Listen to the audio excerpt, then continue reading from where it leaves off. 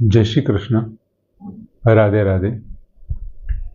मित्रों, भक्ति योगना छठा श्लोक में भगवाने बात करी कि ये तू सर्वाणी कर्माणी मयि संन्यस्त मतपरा अनन्येन एव योगेन माम ध्यायंत उपासते। भगवान एवं कीधुं, बधा कर्मों मने समर्पित करी अने मारे परायण थई अने अनन्य योगथी जे मारे ध्यान धरतो मारी उपासना करे छे। पण एमनुं शुं मारी उपासना करनारनुं? अने पछी ए अने आ श्लोक एटले के आ 7मा श्लोकमां भगवान एवुं कहे छे के तेषाम अहम समुद्धरता मृत्यु संसार सागरात् भवामि न चिरात् पार्थ मयि आवेशितम चेतसाम। भगवान अहीं बात करे छे के पार्थ, हे पृथानंदन, हे पार्थ, शुं कहे छे के मयि आवेशितम चेतसाम। मयि एटले मारामां, आवेशितम एटले चेतसाम एटले चित्त, आवेशितम एटले परोवनारा।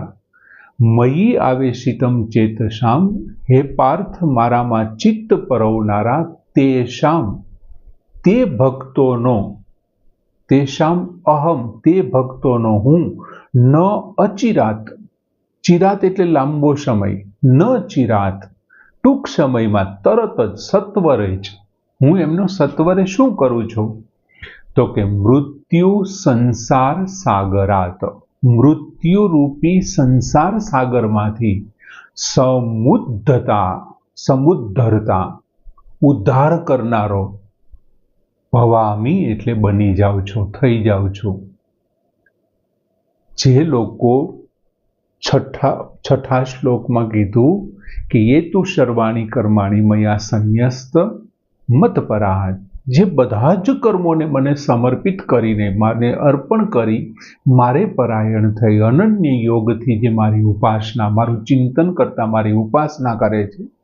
अने 7मा श्लोक में कीधुं मयि आवेशितम चेतसाम, हे पार्थ, जे मारामां चित्त परोवेला तेषाम अहम, ते भक्तोनो हूँ, न चिरात तरत ज, थोड़ा ज समय में, लांबो समय नहीं तेटला समय में, मृत्यु संसार सागरात समुद्धरता भवानी, मृत्यु रूपी संसार सागर मांथी उद्धार करनारो बनी जाओ। तरत ज एम आवुं करे अने ए ज मिनिटे हूँ एमनो उद्धार करी नाखो। शेमाथी उद्धार करी नाखो? मृत्यु संसार सागरात, मृत्यु संसार रूपी सागर मांथी। जे कोई साधक छे, ए जे साधना करे छे, भक्त छे, ए भक्तनुं एकमात्र लक्ष्य छे ए भगवान होवुं जोईए। एकमात्र लक्ष्य पोतानुं चित्त छे ए भगवान साथे जोड़ायेलुं होवुं जोईए, भगवान सिवाय बीजा कोईमां नहीं। अनन्य भावथी जे भगवाननी भक्ति करतो होय अने भगवाननुं चित्त भगवान साथे एमनुं चित्त जोड़ायेलुं होय। बीजुं मात्र चित्त जोड़ाई जाय एटલું नहीं, पोते पण भगवान साथे जोड़ाई गयो होय। तेना माटे अहीं भगवाने शब्द शुं वापर्यो? मयि आवेशितम चेतसाम।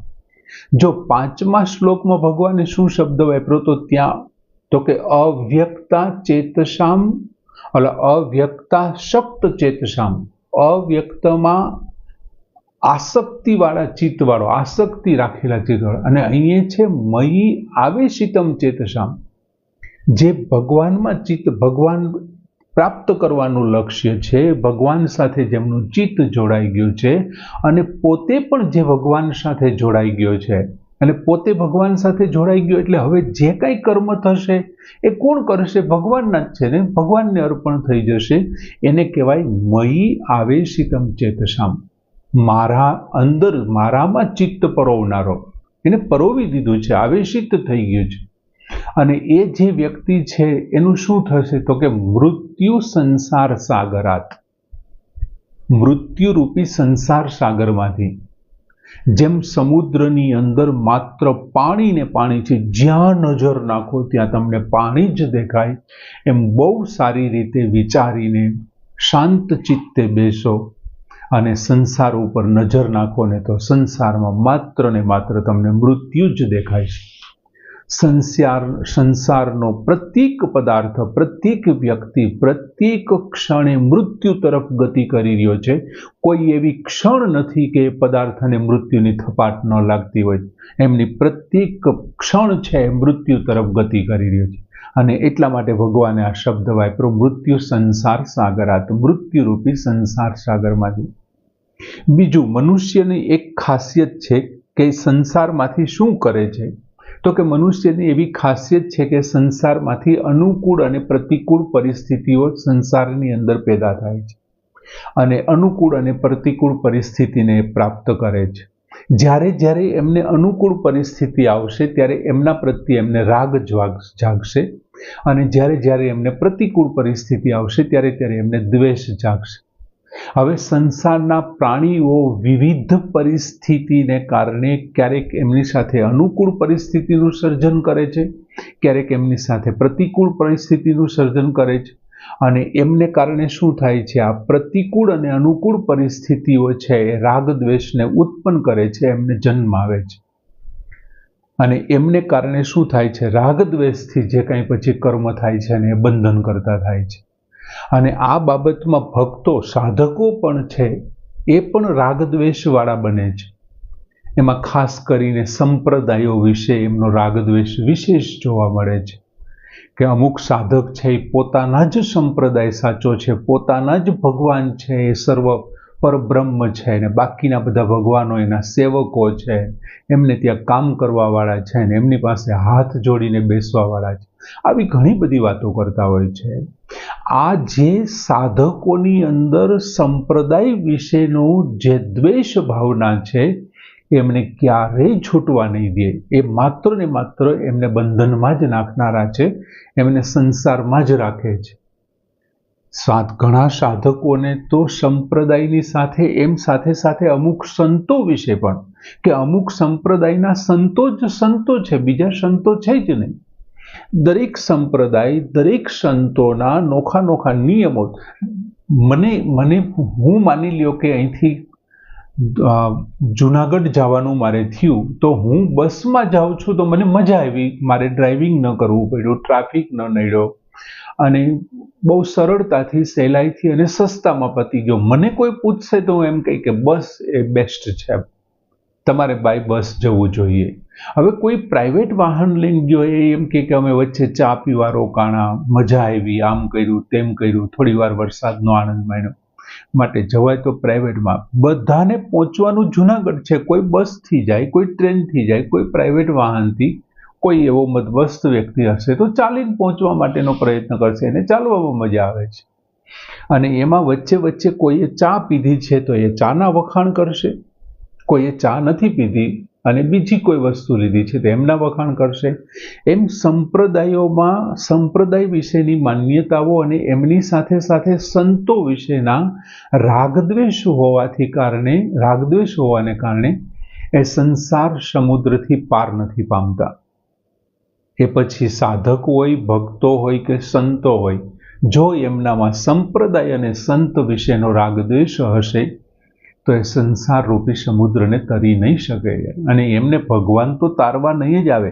અહીંયા ભગવાને એમ કીધું છે, નચિરાત, બહુ ટૂંકા સમયમાં સમુદ્ધરતા ભવામી, હું એમનો ઉદ્ધાર કરનારો બનું છું, પણ આવા લોકોનો નહીં. એમ સંપ્રદાયનો મોહપૂર્વક જો કોઈ આગ્રહ રાખવામાં આવે ને તો એ મનુષ્યને માટે બંધનરૂપ છે. પછી ગમે તેવડો મહાન વ્યક્તિ કોઈ કેમ નથી એમ. એટલે કોઈ પણ સંપ્રદાયનો મોહપૂર્વક આગ્રહ નહીં રાખવાનો. મહર્ષિ અરવિંદ ઘોષે તો ત્યાં સુધીનું કીધું હતું કે તમને સૂતા સૂતા યોગ લાગે છે તો પછી શું કામ પદ્માસન વાળો છો? તો પછી પદ્માસન વાળવાની શું જરૂર? તમને ઊભા ઊભા યોગ લાગે છે તો ઊભા ઊભા કરો ને, બેઠા બેઠા લાગે તો બેઠા બેઠા. બધી બાબતમાં છૂટ આપી. તમારું કામ છે ખાલી યોગ કરવાનું, તમે યોગ કરો, પછી તમે કેવી રીતથી કરો છો એનાથી શું મતલબ છે. એમ મારું અને તમારું કામ છે એ છે આપણે ભગવત પ્રાપ્તિનું. તો પછી કયા માર્ગથી ભગવત પ્રાપ્તિ કરીએ છીએ જોવાની જરૂર નથી. બીજું, સાધક જો ભગવાનમાં અનુકૂળતા જોવા મળે, ભગવત પ્રાપ્તિ અને ભગવાનમાં અનુકૂળતા જોવા મળે. અને જો એ સંસારની અંદર પ્રતિકૂળતાના દર્શન કરવા મળે, સંસારના પ્રતિકૂળતા જોવા મળે, એટલે કે સંસારની સેવા કરી અને સેવા કરીને એને અનુકૂળતાની ઈચ્છાથી જો એ વિમુખ થઈ જાય તો શું થશે? તો એ સંસારના બંધનથી છૂટી અને બહુ જલ્દી મુક્ત થઈ જશે અને ભગવાનને પ્રાપ્તિ કરી લેશે. આમ સંસારમાં અનુકૂળ અને પ્રતિકૂળ પરિસ્થિતિ થવું અને એમનો સ્વીકાર કરવો એ જ સંસારનું બંધન છે. બાકી સંસાર એટલે બીજું કાંઈ છે જ નહીં. સંસારની અંદર આવતી અનુકૂળ અને પ્રતિકૂળ પરિસ્થિતિનો તમે સ્વીકાર કરી લ્યો છો તો એ સંસાર બંધનરૂપ છે. બીજું, ભગવાનનો તો એવો નિયમ છે, તમે જે માર્ગથી ભગવાનને પૂજો ને, ભગવાન એ ભાવથી તમને તમારો સ્વીકાર કરી લેશે, તમને એ જ ભાવથી પ્રાપ્ત થશે. તમે બસમાં જશો જુનાગઢ તો એ તમને બસ સ્ટેન્ડે મળશે. તમે બીજા ટ્રેનમાં જશો તો એ રેલવે સ્ટેશને ઊભો હશે. તમે પ્લેનમાં જશો તો એ હવાઈ અડ્ડા ઉપર હશે. જે ભાવથી તમે એમની પાસે જવા માંગો છો એ જ ભાવથી. ચોથા અધ્યાયનો 11મો શ્લોક યાદ કરો. યે યથા મામ પ્રપદ્યન્તે તામ તથા એવ ભજામિ અહમ. યે યથા મામ પ્રપદ્યન્તે તામ તથા એવ ભજામિ અહમ. જે લોકો મને જે રીતે ભજે છે હું તેમને તે જ રીતે પ્રાપ્ત થાઉં છું, એમ તે જ રીતે હું એમને મળું છું.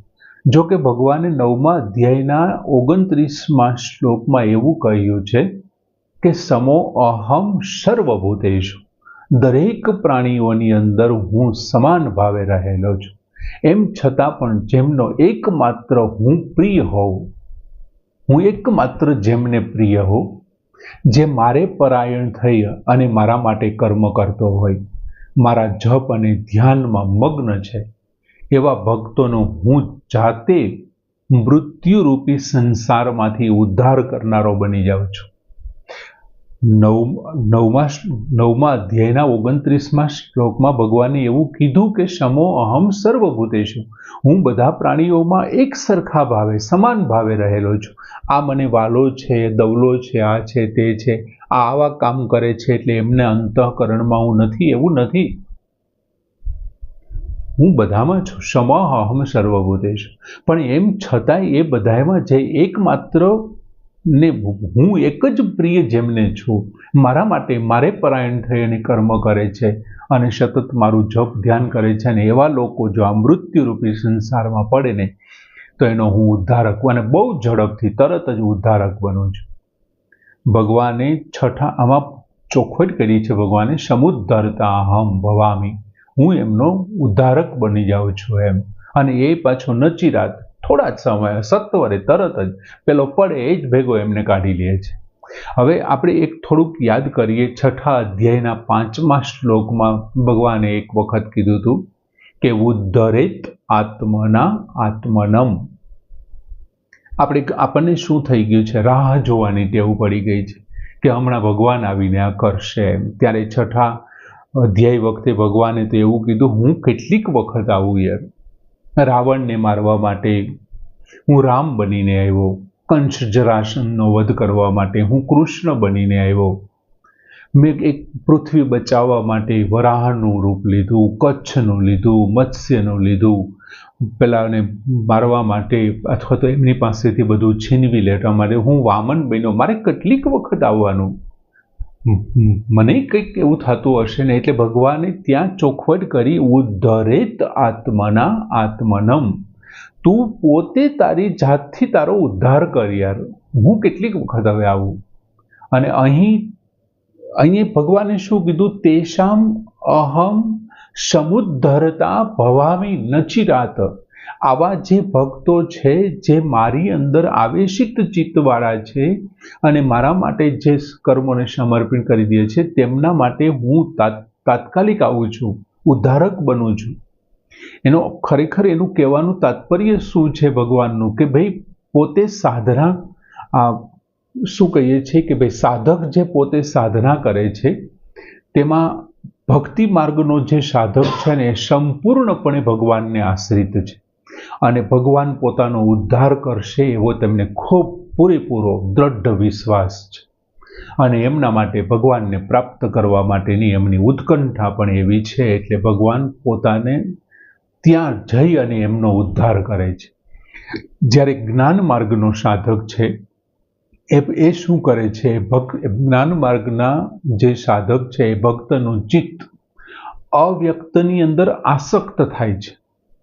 આપણે પાંચમા શ્લોકમાં જોયું હતું કે અવ્યક્તાશક્ત ચેતસામ, અવ્યક્તની અંદર આસક્ત થાય છે. અને ભક્તિ યોગની અંદર શું કીધું ભગવાને?